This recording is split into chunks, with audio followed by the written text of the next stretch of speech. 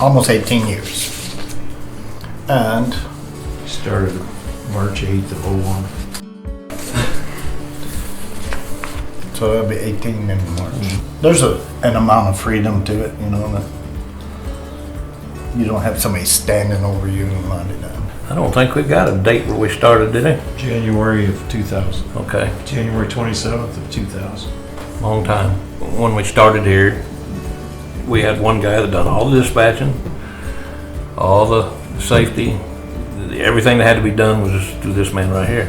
And it was just you and them, and it was easy to work with. I mean, he just tell you what you need to do, you do your job, and it worked out. And I stay because of that. He's grown a lot. He's a big, but it's still family. It's still family. If I get mad, I can call him, I can holler and scream, and he listens and then tells me to shut up and go to work, and it's all Are you over. done? Yeah. Are you done? Yeah.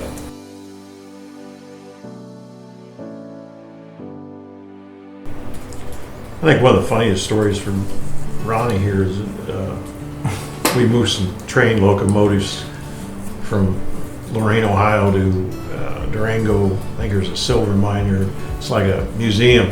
It's a narrow gauge track. These locomotives weighed like 120,000 pounds, and we had them on a 13 axle. I can't remember who else was out there, but I know Mikey Barnes was with you, and we had 2 loads going out there. They got up to the top of Wolf Creek Pass, and this is there's in songs and this and that. I know it's like 6-7 miles up.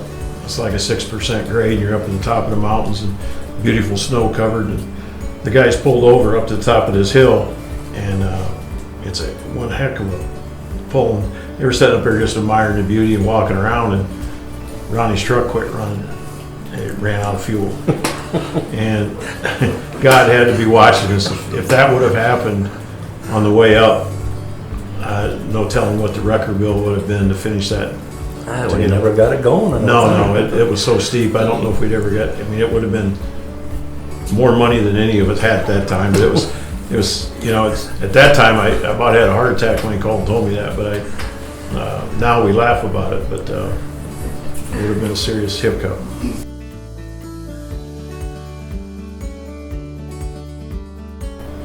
I'd say do your job to the best of your ability. Don't try to go outside your job. Do your job to the best of your ability. You will do fine if you do that. Don't try to make anything big out or any more than that. Just do your job. I think most people, I think Geary was the same way. If you do your job, you're going to get along fine. And it's better to ask questions. I tell all the young kids, if you got a question, don't call me. One of us is going to tell you which way to go. And if it's been done wrong, believe me, me and Chuck's probably done it wrong a million times. We finally figured it out. So ask questions. It's just the kids ask questions. It's a tremendous opportunity in this industry, though, because rates are going up, wages are going up, and it has to, because it is a rough job. You're gone quite a bit. You don't come home to the same bed every night. But that's the reason we enjoy driving. We enjoy seeing the scenery and doing something different all the time.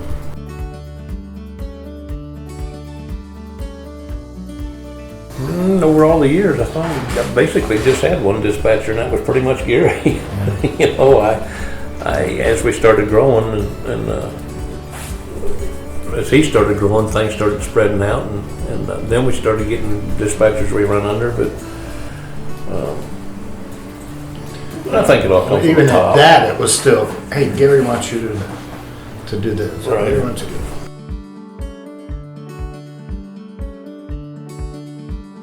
I kind of lose my patience or something. That's probably not the right words to use, but if you get Ron or Chuck or somebody that, come on, guys, this is the way it has to be done. Let's get on with our team and let's do it.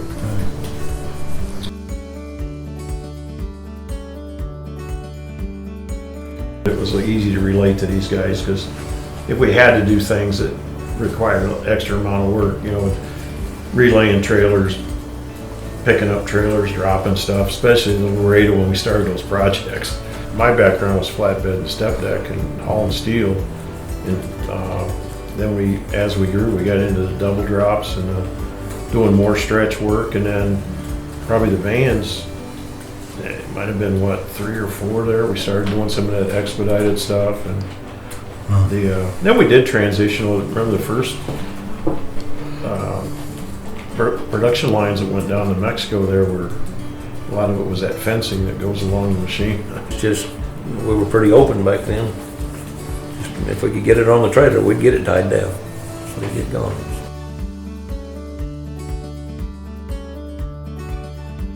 Probably not.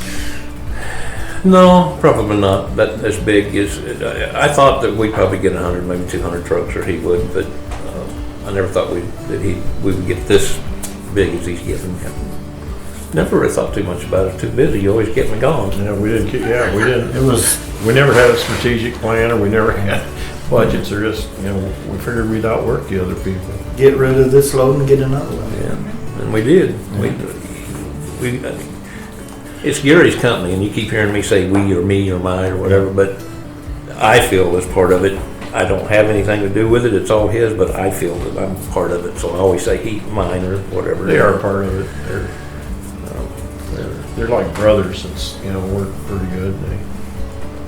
They give me a hard time too. No, I didn't. I never stopped to think about it, and we were just too busy trying to keep your head above water and everything. And I firmly believe good things happen to good people, and these guys have worked hard. And if you really need something done, the big thing you really got to watch with guys like this is they won't tell you no. I mean, and you can use and abuse them and run them in the ground, and there has to come a time, and that's where I try to counsel the young driver managers, dispatchers, salespeople that we drivers, we're human beings. We have families. We have things we like to do. We need some time off, but we also are very are proud of what we do. So if you ask me to do something, we're going to go do it. But if you got to be real careful, you don't take advantage of that.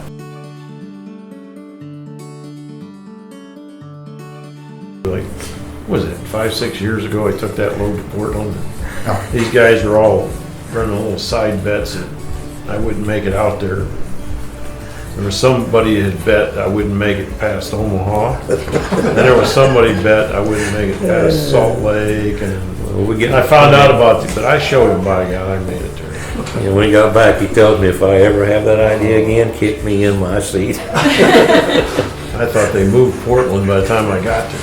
I had met him out in Yeah, we thought Nebraska, yeah. Remember? Yeah.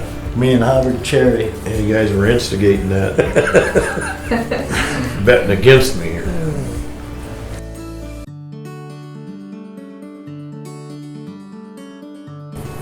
Basically, I guess I probably knew that. It's one thing I thought I was good at, and I just stayed with it. Traveled around a little bit here and there to find the right company to get with, to stay with, and when I found it, I just stayed. I think Chuck said it best earlier.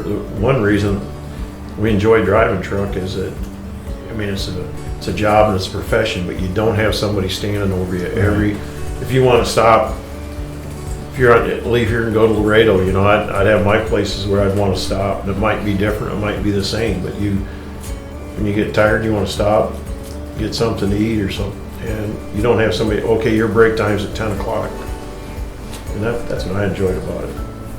So I don't know what kind of personality that is, ornery or whatever.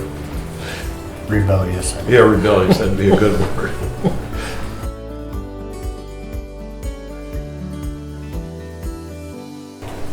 They're good people. I've been to me. Yeah, just so proud of being part of something like, these guys, being around them and what they've done. And, the good thing too, they're not done yet, and get some work out of them. And they slowed up a little bit, but you just got to give an earlier start and they'll catch up. No, we have a good time.